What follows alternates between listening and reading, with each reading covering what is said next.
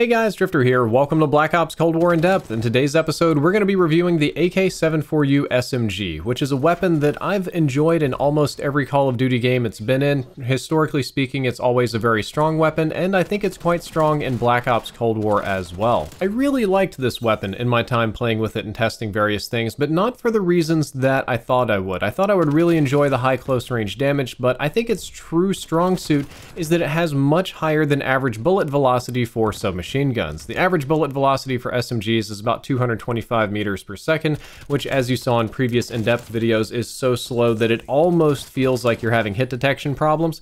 However, the AK74u is an anomaly and has a much higher base bullet velocity at 500 meters per second, which is more than the maximum you can boost other SMGs to, and it just has that by default. You don't need any attachments or anything. So that means for you playing is that the AK74u will, by default, with no special attachments, hit very consistently and feel very good in game, whereas some of the other SMGs might not.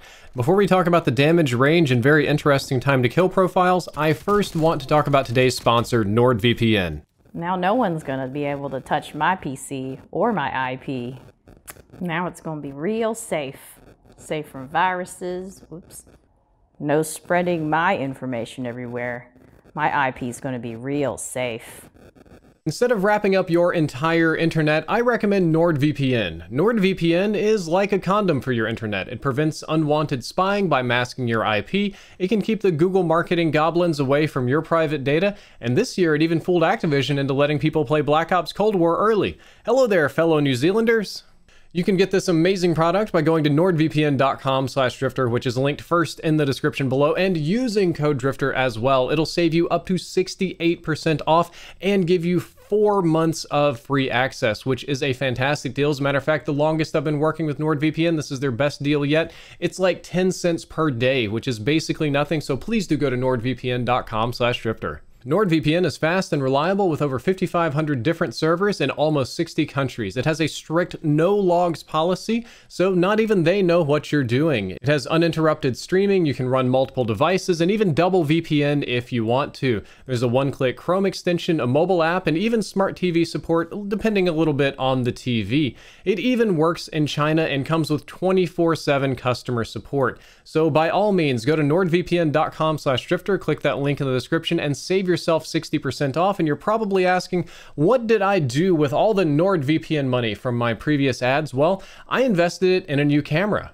This is the old webcam that I used to stream with and record all of my vlogs, and I just want to say goodbye old webcam and hello new DSLR. Thank you NordVPN for sponsoring my channel and giving me the money to upgrade my equipment. Now that we're back from putting condoms on routers, let's talk about the AK74u's damage profile. It will kill in between 4 to 6 shots depending on how far away you are from the enemy, with the damage varying between 38 up close and 27 at very long ranges. This is fairly high for SMGs, but not the highest in the game. It's the second highest damage, and what's great about it though is that headshots grant 1 less shot to kill at pretty much all ranges. It's the standard 1.4x multiplier, but it really counts, especially up close. Getting up close headshots is a guaranteed way to put people to bed very, very quickly, but when I say close, I mean really close. Unfortunately, one of the major weaknesses on the AK74u is that its maximum damage range is a pitiful 7.5 meters, and this is a super low range.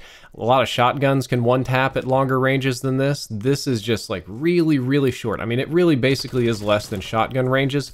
So there are a lot of situations where you will not be able to get your optimal time to kill because, you know, enemies that are within spitting distance are outside of your maximum damage range.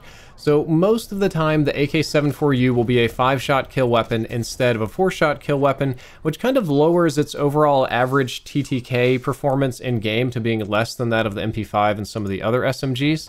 Let's talk about its rate of fire, and then we're going to do some TTK comparisons. Rate of fire is just shy of 700 rounds per minute. It's technically 697, but 700 is just an easier number to remember, which is on the lower end of average. There's a lot of submachine guns in Black Ops Cold War that kind of cluster around that 700 number, but none quite so low as the AK74u. It's not crazy slow, but it's just a little bit slow. Now, what's really important, a huge take home from this episode is what we're about to talk about next, which is its highly variable time to kill. When we want to calculate the time to kill, it can kill extremely quickly with close quarters combat headshots at 172 milliseconds. This is absolutely deleting people in close quarters. However, if you're doing close quarters body shots, we get a much slower time to kill at 258 milliseconds. Now that's slower than headshots for sure. It's a little bit closer to average, if not a little bit faster than average for submachine guns. However, as we discussed, this is only going to count in close quarters combat. What you're going to be dealing with for the majority of the time is a 5-shot kill range time to kill of 344 milliseconds, which is a little bit slower than average. So this weapon can vary from absolutely deleting people up close to underperforming at surprisingly short ranges. So there is a lot of variability in performance over range, and especially if you have headshots mixed in, which is why I think that this weapon is a very love-hate kind of weapon, and why there's so much disagreement over whether it's good or bad. When it comes to handling stats, the AK74u is a little bit slow for submachine guns. It has a 300 milliseconds aim down sights time, which is a little bit slow for SMGs, to be honest with you. Not tremendously, just a little bit. And a sprint out time of 233 milliseconds, which is perfectly normal and average for SMGs. Though I do want to add a little asterisk. That one was kind of splitting frames. It might be 350 depending on how the frame rounded for that particular render. So a little bit slow on the ADS, but still normal for sprint out and hipfire and that kind of stuff. Speaking of hipfire, it has very close to global average reload and hipfire statistics. It has the same hipfire as most of the other SMGs. Reload time is a little bit over 2 seconds. I think it's 2.4 for this particular weapon, but all of the submachine guns and assault rifles are between 2.2 and 2.8. So there's nothing really anomalous here. It's going to reload and perform a lot like the other weapons in the game. When it comes to recoil, the base recoil, I'm going to rate as being moderate. It mostly kicks vertically, but it definitely can kick up. And it's a little bit frustrating because while I enjoy the iron sights, they're a little bit on the smaller side. So when it does kick up at long ranges, I have difficulty tracking my targets, but it's not something that most of you won't be able to control. Speaking of the iron sights, I think they're quite good. I think they're a little bit small, and they're not so great for long ranges unless you're running recoil attachments to where your gun doesn't kick or shake, or as you may have seen with the AK47 bug, you can have negative recoil, which is insane. But inside of the AK74u's optimal use range, it works really well. I don't really have any issues with the sights. When it comes to how to rate it and where it fits in the meta, I believe the AK74u's main strengths are that it shreds people up close and has great bullet velocity. Those are really the two things that it does more than anything else, and that's because it has a really fast time to kill up close that you can use to just delete people, especially if you're getting headshots. And if you're fighting people at long ranges, your time to kill may be a little bit underwhelming in a lot of ways, but at least you do have excellent bullet velocity, so your shots will register really well and really fast and feel good, which I believe subjectively helps me win gunfights. So you've got a little bit of something for both ranges, though technically speaking, you will lose time to kill outside of up close. And that is its weakness, is that it has a super low max damage range. Outside of 7.5 meters, the gun's not as hot as what you probably want it to be. And the time to kill is very inconsistent, as we discussed earlier. Sometimes you can delete people, sometimes it can be really slow, and that inconsistency prevents you from getting a good feel for the weapon, which is why I built all of my classes around range and up-close rushing. So I think the AK74u is a very solid submachine gun that you should consider using for rushing classes. I don't think it's best for long-range SMG. I don't think it's the best stealth SMG, though I will recommend one of those.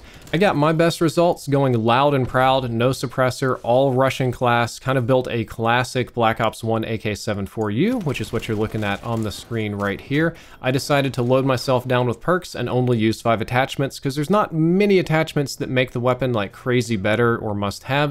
What I decided to go with is the basic steady aim laser to tighten up hip fire just a little bit.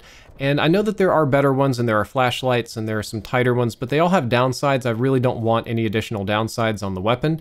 I use the Spetsnaz Speed Grip, which is the last one you unlock. It gives you a little bit of extra sprinting movement speed so you can run around the map really fast, and good horizontal recoil control with relatively minimal downsides. Interestingly, I chose to use the taped mags here on this weapon because what I wanted to do was be able to ADS and sprint out and just move as fast as possible, and the majority of the other mags have some kind of downside in those regards, so while the speed taped mags aren't like really strong in terms of what they boost, they also don't have any downsides.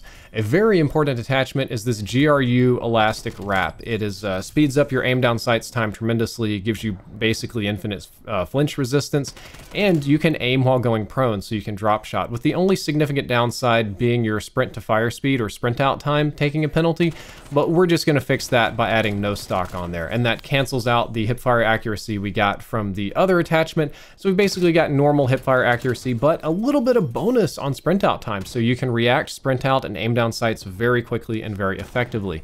The second class I'm going to recommend is a little bit more of a pubs version of this, a little bit more of a suppressed hidden version of this, and it's not quite as good, but it can work.